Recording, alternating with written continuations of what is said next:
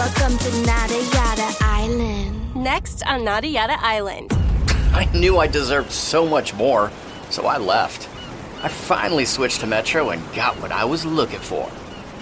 Get one line for only $25 a month with AutoPay. Just bring your phone to Metro and experience all the data you want on the largest 5G network. That's Nada Yada Yada, only at Metro by T-Mobile. First month is $30. Bring your number and ID. Offer not available if with T-Mobile or with Metro in the past 180 days.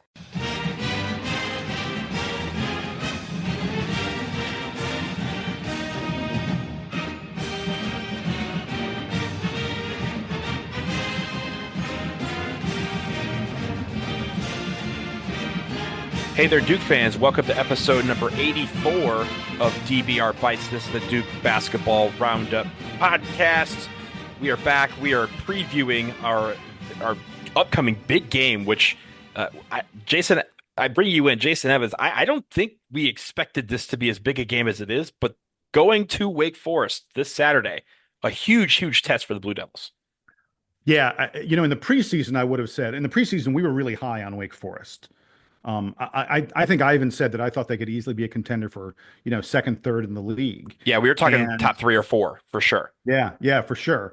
So when we were looking at the schedule before we knew how teams were going to play, we thought, yeah, this was going to be a huge one. Then again, we thought Miami was going to be a big one too, and turned out we were completely wrong about them. But this is anytime you're on the road, it's a big game. Anytime you're playing a team on the road who doesn't lose at home. and this Wake Forest team just does not lose at home. It's a big game. It's a huge game for Wake Forest, a team that is, you're going to get into the schedule in a second. I'll say it right now. This is a team that's starting to play their way back to the bubble. They had, in fact, if I can, Donald, just really quick. Yeah. And I'm stealing your thunder, but this just plays in so perfectly. They started out the year 44th in KenPom. And they tumbled throughout November and December. Yeah. They were outside the top 100. But since New Year's Eve, they are 6-0. And according to Bart Torvik, they've been playing like they're the number 43 team in the country since then. That's right on the bubble. This is a Wake team that is playing pretty darn well lately. Don't be fooled by where they are in the metrics, because they had a terrible first couple months, but they've been pretty darn good for the past month or so. They're 79th in KenPom right now, 74th in the net. Jason, we waited to record this on Wednesday because last night they played UNC. They beat UNC at home. We'll talk about their home record in a minute, but they go from 74th in the net to 77th in the net, to 74th today, which makes this, at least as of right now, a quad 1 game by the slimmest of margins. So in any stretch, a very, very big test for the Blue Devils. It's going to be a quad 1 or quad 2 road game. Let's get into the Wake Forest Demon Deacons and what they've done so far this season. 15-4. They are 7-1 in the ACC, and they have some good wins. They have top 100 KenPom wins against Michigan, Minnesota. Michigan is 12th right now in the KenPom. So that's a very good team up there in Ann Arbor. They beat Michigan, they've beaten Minnesota, and then in conference they've beaten NC State, Stanford, and UNC. Again, 7-1 in the ACC. They have other wins in the ACC against BC, Syracuse, Miami, and Virginia Tech. And their losses, Jason, are against teams that are very good. Xavier is good. Florida is very, very good. Texas A&M is very good, and so is Clemson. So those losses have also been against tough teams, and a lot of them, they're fighting to the end. The one thing about this game, by the way, those have all been road. One of them was a neutral, but the rest of them are all road games, like true road games. No shame, in losing at Florida or at Clemson. Correct. And the idea is this: we are playing them on the road. Wake Forest is 10-0 at home this year. They are just absolutely defending their home floor. We talked about how BC was not doing that. Wake Forest very much is. And in the first 2 years of John Shire as head coach, we've lost at Wake both years. And I think in 2022, was it, that he subbed in for Coach K because Coach K was ill. He won a game at Lawrence Joel, but he has not won as the official head coach for Duke basketball. So, of course, this is the 1 year that he wants to go down there or go over there and get the W. But going up against the 16-2 Blue Devils, 8-0 in conference, undefeated on the road. And I think it's a clash of titans in certain respects. And then there's obviously some areas in the offense and defense, which I know you're about to get into, where Duke has some places where they can exploit Wake Forest and hopefully use that to their advantage. Yeah, let's get into the offense and the defense. This Wake Forest team is way better on defense, way better on defense than they are on offense. They have according to Ken Palm statistics, they are a top 30 defense, but just 167th on offense. I mean, they're barely in the top half of all teams in the country on offense. Let's talk about the defense first because that is what they excel at. They really block shots and turn you over. They're 22nd in the country at swatting shots. More than 14% of shots at the rim get blocked by Wake Forest. They are 38th in the country at turnovers. They force a turnover on nearly 21% of possessions. More than 1 out of every 5 times you come up court against Wake Forest, they turn you over. That is a really strong number. They're also pretty good at defending the three-point line. Only allow opponents to hit about 30%, 30.7% from three-point range. Interestingly, though, they give up a lot of three-point field goals. Like 45% of the shots taken against Wake are threes. I think part of that is, some deference to that strong rim protection. And I'm going to talk about, there's a couple guys that patrol the paint for Wake Forest who are not easy to get around. And I think that's one reason why teams just say, okay, we're going to shoot out here rather than go in there. Interestingly enough, the thing they're worst at on defense, Donald, is free throw percentage defense. We've talked about that stat. That ugly stat. I wish we could just, I wish Ken Palm would just nuke it. Because it's funny, we're the same way, right? We've been talking about it all year. Well, but what's amazing? Duke has, we talked about it's a stat that can, move around just randomly. Mm-hmm. Duke's free throw defense has gotten much better lately. Right. Like our opponents were up at like 78, 79% earlier in the year. They're down to like 70% now, which is a very reasonable number. I'll take that any day of the week. Wake Forest, on the other hand, is abysmally bad at free throw defense. Their opponents hit a staggering 77.2% from the free throw line. Random stat, and they are getting crushed at it. Think about how good, I said they're top 30 on defense, how good they'd be if their opponents were shooting a normal like 70, 71% from the free throw line. This Wake team would be even better on defense. So it is going to be a struggle for Duke to get good shots, to get looks that they like, to get open from the perimeter, to get shots near the rim that don't get blocked. All these things are difficult to do against Wake Forest. Now, with that free throw defense and the amount of free throws that people are hitting, is it because are guys getting to the line at a tremendous clip, or is it that, hey, yeah, they may be getting to the line less than most teams, but they're hitting them against this? You mean for Duke or for Wake? For Wake Forest. When Wake Forest is playing defense, are they fouling guys and sending them to the line? Gotcha. No, they're fairly good. They're top 80 at their free throw rate. So Wake is fairly decent at preventing teams from getting to that free throw line. But top 80, and if a team's going to hit 77% on you, that could potentially be a problem. Let's get to their offense for a little bit. As I said, 167th, and there is a simple, easy to explain reason why Wake is terrible on offense. You ready for it, Donald? I'm ready. They are god awful from 3-point range. That's it. Yeah, folks, thanks for coming out, ladies and gentlemen. God bless you. Yeah, right, exactly. Folks, get your slide rule out. Get ready for some numbers. Wake Forest is hitting just 28% from deep, from 3-point range. That's 350th in all of college basketball. Need I remind you, there are 364 teams. Wake Forest is 350th at shooting three-pointers. They are, by the way, the worst power conference team in the country at three-point shooting. Wake has 6 guys on their team who've shot more than 30 three-pointers for the season. Not a single one of those guys, none of them. These are the 6 guys who take threes. None of them is hitting better than 31.5% from three-point range. Donald, that is just stunning. It is unbelievable. But I'm going to tell you something. And I'm very, very, very, very, very worried about this. It is not that these guys are bad three-point shooters. Wake has some regression to the mean. And by regression, I mean going up. That is going to happen for them in the back half of the season. I looked at the 4 guys who shoot three-pointers the most for them. Hunter Salas, Cameron Hildreth, Parker Friedrichsen, and David Crosby. Those 4 guys they shoot a pretty fair number of 3-pointers on each game. Last year, those 4 guys combined to shoot better than 37% from 3. That would be a big, that would be like, you'd be top 50 in all of college basketball if you hit 37+% of your 3-pointers. That's what Wake was a year ago with those guys. This year, those guys are hitting 28.2%. I just hope Wake's going to have some games where they hit 40+%.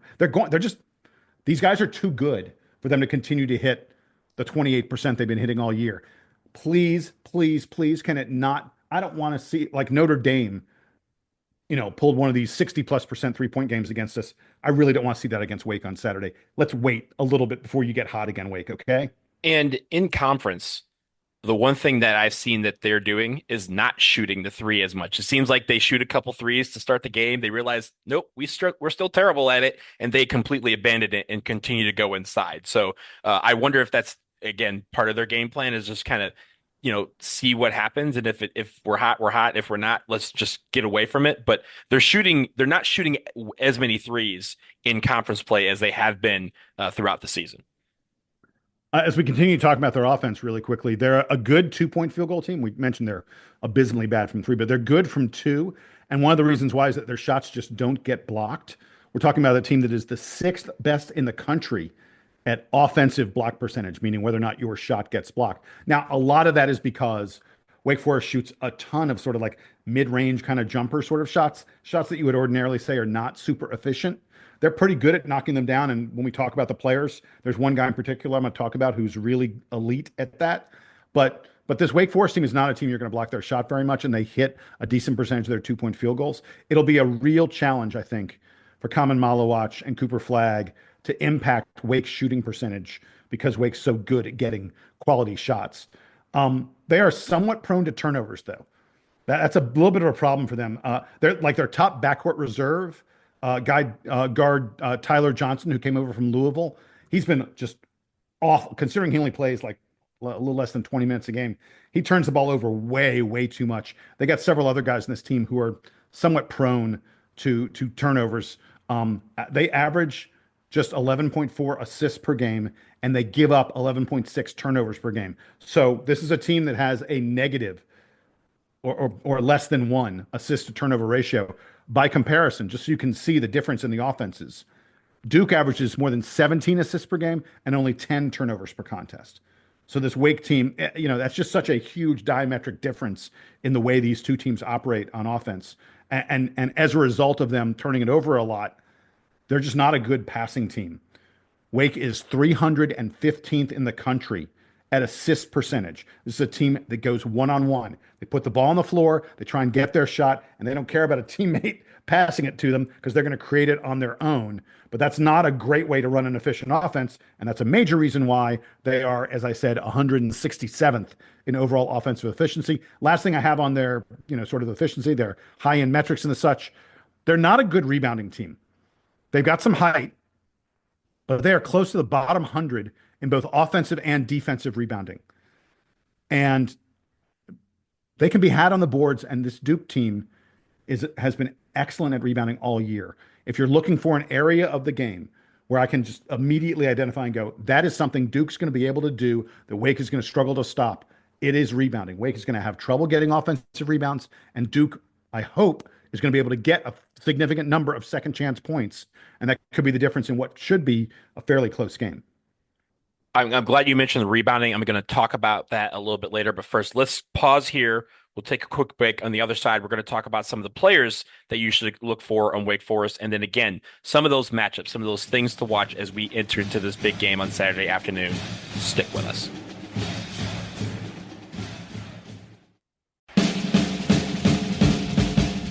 All right, Duke fans, from the football playoffs to college and pro basketball to the rush of hockey, it is all happening right now, and you can get in on all the action of the sports you love at DraftKings Sportsbook.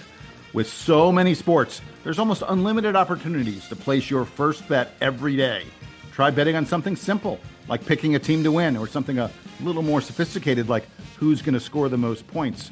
Go to the DraftKings Sportsbook app, pick your team, and place your bet. And here's something great For all new customers, if you bet $5, you'll get $200 in bonus bets instantly.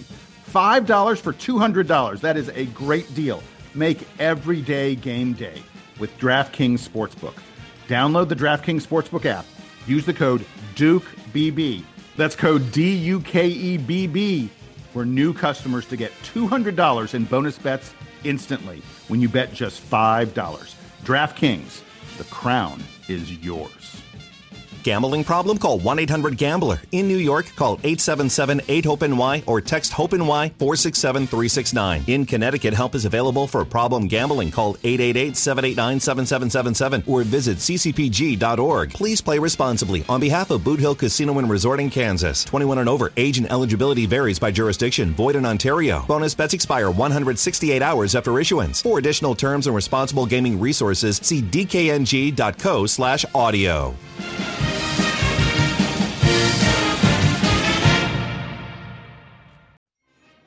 Ready to optimize your nutrition this year? Factor has chef-made gourmet meals that make eating, well, easy. They're dietitian approved and ready to heat and eat in 2 minutes so you can fuel right and feel great no matter what life throws at you. I mean, look, everyone has busy lives, and some are more on the go than others, which makes many days not knowing when your meal breaks are or spending time figuring out what's out there. Factor takes the guesswork out of meals. With 40 options on the menu each week, it's easy to pick meals tailored to your goals. And here's the best part. The meals are delicious. I love the Factor meals. It's delicious food, it's nutritious, there's easy prep, and it caters to your schedule. It's a no-brainer. Eat smart with Factor. Get started at factormeals.com/DukeBB50off and use code DukeBB50off to get 50% off your first box plus free shipping. That's code DukeBB50off at factormeals.com/DukeBB50off to get 50% off plus free shipping on your first box.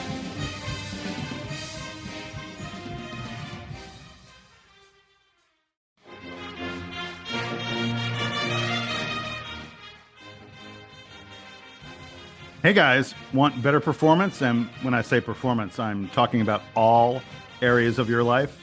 If the answer to the above question is yes, try Joy Mode daily to support healthier blood flow, improved heart health, and enhance your athletic performance. Expertly formulated and backed by science, it's proved to improve performance by 50% in just 60 days. Simply mix a pack with water and feel the effects within 45 minutes. Take control with Joy Mode. Get a boost anytime, anywhere, and never miss a beat. Start a subscription and save 30%. Keep your performance at its best without any interruptions. Join the over 200,000 men who trust Joy Mode to boost their performance without any side effects. So if you're looking to take your game to the next level, visit tryjoymode.com and use the code DukeBB at checkout to get 20% off a single purchase or 30% off a subscription. That's tryjoymode.com and use that code DukeBB for 20% off a single purchase and 30% off subscriptions. This episode is brought to you by Allstate. Some people just know they could save hundreds on car insurance by checking Allstate first, like you know to check the date of the big game first before you accidentally buy tickets on your 20th wedding anniversary and have to spend the next 20 years of your marriage making up for it. Yeah, checking first is smart. So check Allstate first for a quote that could save you hundreds. You're in good hands with Allstate. Savings vary. Terms apply. Allstate Fire and Casualty Insurance Company and Affiliates. Northbrook, Illinois.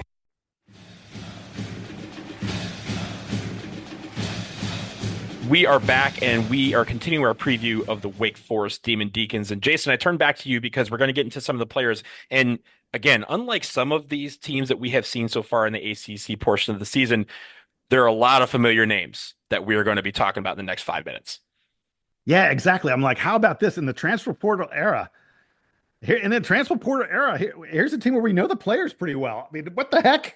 It's a new thing. We're getting used to it here over here in this show. Yeah, I don't know what to make of this. I'm previewing that. I'm like, I know that guy. I know that guy. Yeah. It all starts with Wake Forest with Hunter Salas. He is a guy who seriously considered the NBA draft a year ago. after he averaged better than 18 points per game, hit better than 40% of his three-pointers. And I'm going to go ahead and say he probably would have been an early second rounder if he opted for the draft. He chose instead to come back to school, and I regret to say that his stock has really sank because he is hitting just 29.7% from three-point range this season. Woo! Now we know him really well, Donald, as we were just saying. Lethal, absolutely lethal pull-up jumper. Ordinarily, Donald, you know me, the mid-range game, I'm like, no. Do not take those shots. Well, Hunter Salas takes those shots, and it's not a bad option. He hits better than 52% of his shots between like 6 feet and the three-point line, which is a pretty darn good number. And that is a tough shot to defend. It's hard to bring extra defenders to it. You know, like if you get close to the basket, you can get help. If you're a guy who's operating in that mid-range, you're usually just beating one guy and then you're taking your shot. And that's what Hunter Salas is so good at. You know, he occasionally gets to the rim, and he definitely shoots three-pointers, but this is a mid-range kind of guy. And he crushed us last year in the game at Wake Forest. He had 29 points. He hit 11 of 13 shots, 5 of 6 from three-point range. He was almost as good in that game. He was almost as good in the game in Cameron as he was in the game at Wake Forest. He scored 22 points against us in Cameron. Super dangerous player. And even with him shooting poorly from the outside thus far this season, he's averaging more than 19 points per game. His backcourt mate is scrappy/chippy Cameron Hildreth. He's kind of the anti-Hunter Salas. He loves to get in the lane. He loves to get close to the rim. He uses his strength to finish against weaker guards. He gets fouled a lot. I found this stat. I thought it was amazing. Cameron Hildreth has shot more free throws in this season than Cooper Flagg has. And Cameron Hildreth is 83% from the free throw line. He's the kind of guy who gets under your skin. He's a player that, you know, rival fans hate, and fans of their own team just adore him for his hard work and grit. I'll just go ahead and say I hate him. He is a pain in the ass last year. Yep. Absolutely. Without a doubt. You can look forward to him trying to push around the Duke perimeter guys, but good luck. I mean, if Sion James is on him, Duke has other physical defenders. It's going to be tough, I think, for Cameron Hildreth to get the kind of game he sometimes gets against teams where he can match up with someone a little bit smaller and weaker. It's worth noting he's hitting barely 30% of his threes this season. And if you look at these weight guys are better shooters than this, Cameron Hildreth, not really in that category. I mean, I don't think he's ever going to be a guy who hits 40% from three on a consistent basis. He's a low 30s percentage kind of guy. And then I wanted to mention one of their key backcourt reserves, Parker Friedrichsen, just a sophomore. You should remember him as from his freshman year because he hit nearly 40% of his threes in ACC play a year ago. And he was often taking them from deep on the move. Like, this was a guy you were like, okay, if he's over half court, he's open, and pay attention to him. He seemed like a prototype, lethal outside shooter. Donald, the wheels have come off this season. He has been a terrifyingly bad 12 of 61 on three-pointers this far this year. Again, this guy hit 40% in ACC play a year ago. He is hitting, here's the number, 19.7% on his threes this season. Wow. This is a guy who pretty much does not take twos. So his value is basically negligible if he's not hitting threes. Now, I will say that Parker Friedrichsen has kind of sneaky good hands on defense. Like, he'll poke balls away and he'll get steals. But it has been a major problem for Wake this year that he has been borderline unplayable at times because he's missing so many three-pointers. This is a very guard-oriented team, this Wake Forest club. They don't use their big men all that much. The man in the middle, though, who is a force in the paint, is 7 foot, 250 pounds, Efton Reed. Dude is a beast. He's just big. He blocks shots. He takes up space. Surprisingly, he's not a great rebounder, although I think a lot of that is teams are so occupied with trying to keep him out of the way that other guys get rebounds while he's occupying everyone else. But you have to keep him off the boards. He does finish well inside. He's a good free throw shooter, but he's not a guy who's going to score like double digits all the time. But he's going to be a space eater, and he's going to cause problems for you, especially on defense in the middle. And then the last guy I want to mention, they brought in a transfer, Trevon Spillers from Appalachian State. And usually when a guy comes from a mid-major up to a power conference team, they step down a little bit in their stats. That has not been the case with Trevon Spillers. His stats are almost identical, if not improved. Now he's only 6'7", but he is a rebounding force for them. He grabs almost 9 rebounds per game. He's easily their best offensive rebounder. He's an even better shot blocker than Efton Reed. And he is probably the guy who's going to be tasked with shutting down Cooper Flagg. Almost an impossible assignment for anybody, but I've watched him play a little bit. I'm not going to say he's going to have an easy time of it, but if you tell me Trevon Spillers is capable of, making life difficult for Cooper Flagg, I'm not that surprised. He's got some athleticism. He's got a little bit of bulk and size on him. He's got a lot of the attributes that would be necessary to make life difficult for Cooper Flagg, and that could be a key for Wake Forest in this game. And you'll see him play the 5 a lot, especially if Efton Reed gets into foul trouble. He'll go out and they'll shift Trevon Spillers over to the 5 and kind of play out a slightly bigger lineup. It's not obviously as big as what we could do, but you'll see him, operate between the 3, 4, and the 5 at times during this game. The only other thing I have about the players, but this is worth noting. Wake Forest has an amazing hair game. The starting lineup is just full of dreads, braids, ponytails. When these guys run down the floor, when they're flying down the court with these hairdos wafting in the wind behind them, I'm just like, they look spectacular. Everyone except for Cameron Hildreth. Cameron Hildreth, who's got almost a crew cut, and he's a redhead. Nah, get him out of here. The rest of the starting lineup, though, those guys, they're taking some time on their hair. It is part of the daily preparation for this team. They look amazing. Yeah, and I think there's one guy, I'm not sure if you mentioned it, but there's another transfer that kind of operates a little bit in the offense, and that's Tyler Johnson, came over from Louisville. I mentioned him earlier. He's the guy who has trouble with turnovers. Yes. Yeah. I was going to say, if you remember him from last year, it was like, oh, this is a great guy who's going to slash. And, he loses the ball quite a bit. So hopefully that is still the case with his game. Jason, as we lead into the things to watch, I wanted to start with an email that we got from Jonathan Bowe, who writes to us all the time, and not necessarily writing in headlines, but he'll write in things like what I'm about to tell you, certain stats that he's taken the time to look up. So we really appreciate this one because I think it really bodes well to what we're going to hopefully witness on Saturday afternoon.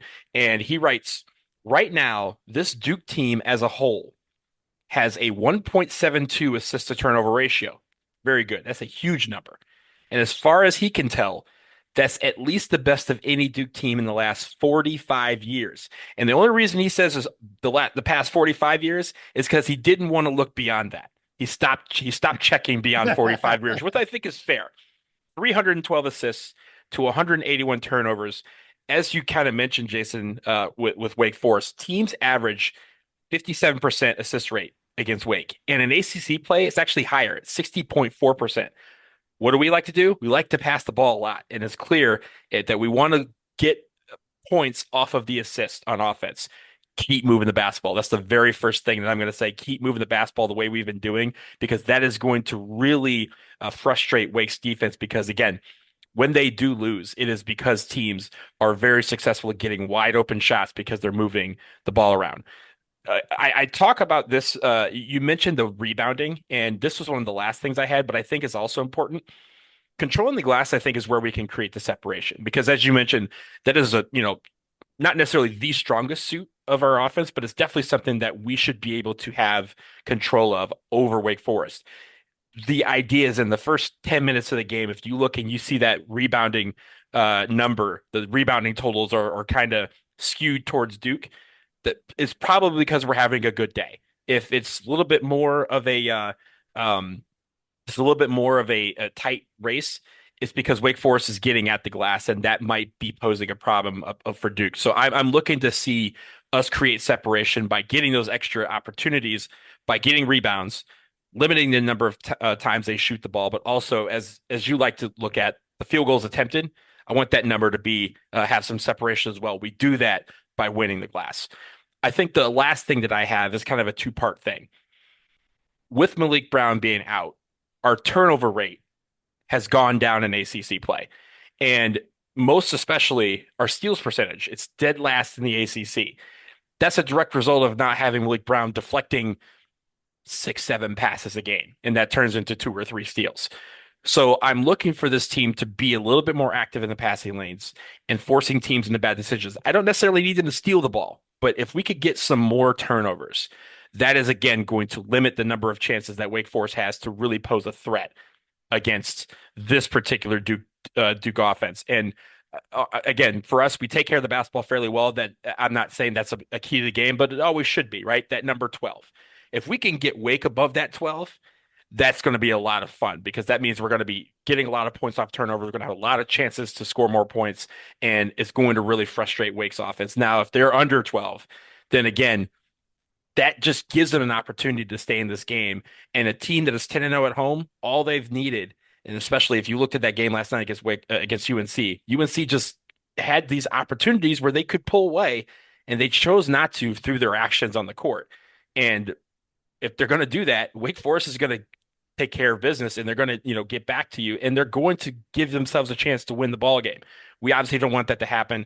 That is how they've beaten us the last couple of years in Winston-Salem. And I'm thinking, Jason, that if we can get more free throw or more field goal attempts through some of these different parameters and also get them to turn the ball over, it'll be a nice night for Duke. Yeah, my last word on all this would be that victory they had over Carolina is a good confidence boost for Wake Forest. I know that, we dump on Carolina a lot on this show, and North Carolina is probably, if not on the bubble, maybe off the bubble at this point. They're having a tough season. But for Wake Forest, you beat, one of the two big in-state rivals. It's a big deal. This is a huge week for them. They hosted Carolina, now they're hosting Duke, and they are riding high. There's a darn good reason that people who are smart about basketball look at this Wake Forest and they go, oh, you may think that they're 79th or whatever it is, or in KenPom 73rd or something in the net. They're better than that. And this is a tough game. I'm going to tell you right now, folks, this is probably like the third or fourth toughest game left on Duke's schedule. The game at Clemson is going to be difficult. The neutral game against Illinois is going to be difficult. I entirely think this may be harder than the game at Carolina at the very end of the season. If not, it is right alongside it. If you were a Duke fan and you're sort of getting used to the Blue Devils blowing out teams by 20, 30 points like we have been for, I don't know, for almost the entire of 2025, I should say.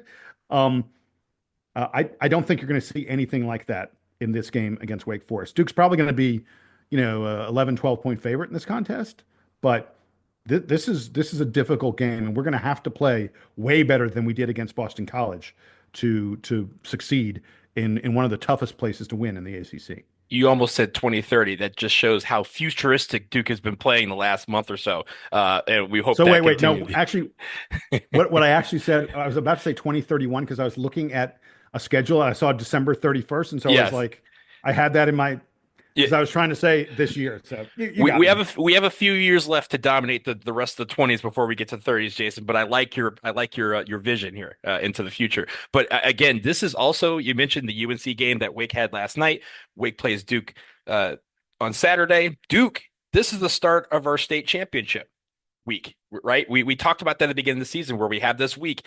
Wake Forest on Saturday, NC State on Monday, and then home against Carolina the following Saturday. So we want to get off to a good start in the state championship. We have to do that. And hopefully, Jason, if we are able to make it an easier game for us, that gives us time to pull some guys out and maybe rest some guys, because we do have that Saturday, Monday double, one of the first of the season that we've had. And early, I think the second in a while. So we're looking here to have an opportunity to get 3 big wins against our state rivals. And it starts on Saturday with Wake Forest. We will end it here on this episode of DBR Bites. Again, that game against Wake Forest, Saturday, 4:30 p.m. Eastern time on ESPN. Look forward to checking it out. And we will be back at some point later this weekend to recap it all and get ready for a very busy week in Duke world. But until then, he is Jason. I am Donald. Make sure you tune in like 24 hours, because we actually have a great interview with a beat writer for Duke that is well-renowned, and it's a great conversation. We're going to give that to you as kind of a bonus on top of this week to get you into the weekend. But until you hear us from then, he is Jason. I'm Donald. This is the DBR podcast. Now it is time for the Duke band to play us out and take us home.